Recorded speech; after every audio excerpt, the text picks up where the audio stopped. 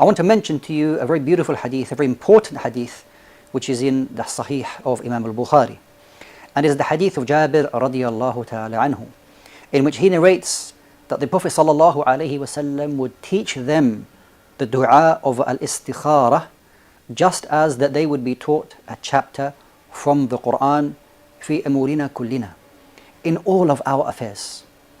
This goes to show the importance of this particular dua in the life of every Muslim. But the question is now, what are some of those rulings and some important points regarding Salatu al-Istikhara, or the dua of al-Istikhara?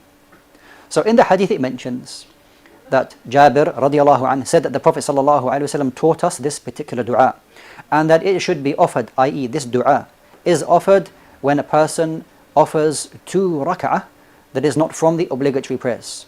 So the person offers 2 nafil or 2 voluntary rak'ah and then makes the dua. The question is now that this particular dua, which is quite a long dua, and I would recommend my brothers and sisters to, if they don't understand the Arabic, to go to the Arabic and find a translation of it so they can understand the supplication that they are making.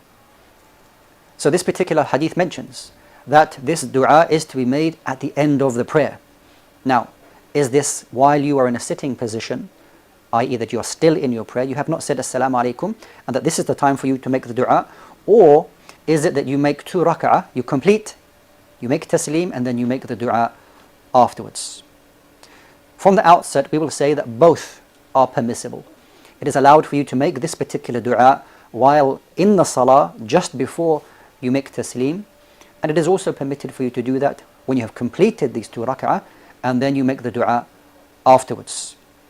Shaykh al-Islam ibn Taymiyyah rahimahullah ta'ala, in line with many of the ulama, they state that it is probably better to make the dua while you are actually in the prayer, while in that sitting position. Just as the Prophet sallallahu alaihi wasallam would do regularly while in that sitting position, is to make lots and lots of dua. So this is the first thing, inshallah ta'ala, when to make this particular dua. And we said that both are valid. Okay, another couple of issues, inshallah ta'ala. What is the purpose of Salatul Istikhara, or the dua of Istikhara? We should first of all realize that I'm seeking Allah subhanahu wa ta'ala's guidance on a matter. But what is recommended, as Imam al-Nawawi rahimahullah, he mentions that you make al-istishara qabla al-istikhara, is that you consult people before you actually offer this dua. And what we mean by to consult others is that speak to somebody whom you believe can give you a beneficial advice about a matter which you are not sure what choice to make.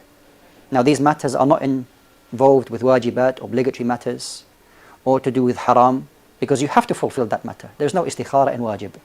Or for example, in something which is haram, there's no choice in the matter, in haram, you have to stay away from it. Or makruhat, or things which are disliked, you have to, well, at least you should stay away from it. Al-istikhara is done in matters of al-ibaha, those matters which are allowed for you, okay, and that you are not sure what is better for you. Should you do this, or should you do that? Or even you may have more than 2 matters to make a choice over. So it is important for you to consult with somebody who can give you a beneficial advice about the matter, not for them to make the choice for you. This is very important. When you consult, you're not asking people to make that decision for you. Ultimately, the decision must be yours. So you consult before you make the istikhara. Once you have consulted 1 or 2 or maybe 3 trusted people, it is not as I want to consult as many people as I can, because that may create confusion. But you ask 1 or 2 people whom that you feel that you can benefit from. And then after that, you make the dua in the prayer. Another important matter for us to discuss is for our sisters, that there are certain times of the month where they are not offering their salah due to the cycle that they have. What do they do in this situation? Is it allowed for them just to make the dua alone without the salah, knowing that they cannot pray? Absolutely they can, inshallah ta'ala. So it is allowed for the woman who's on a monthly cycle just to make the dua alone, dua al-istikhara, concerning that matter which she is not sure about. And we're remembering, brothers and sisters, this is not to do with matters which is an obligation or haram, or something which is disliked. We're talking about matters which are just permitted for you and you're not sure what to do. Now the dua itself can be found in the Fortress of the Muslim, and I would recommend you all, inshallah ta'ala, to go through it with its meanings And this is the dua.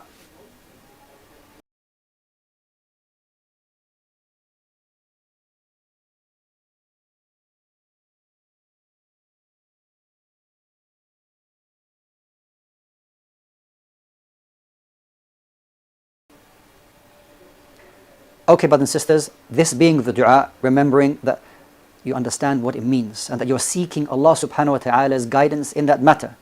Once the decision has been made, that you have no regret after that. You shouldn't be saying to yourself, if I had done this or if I had done that.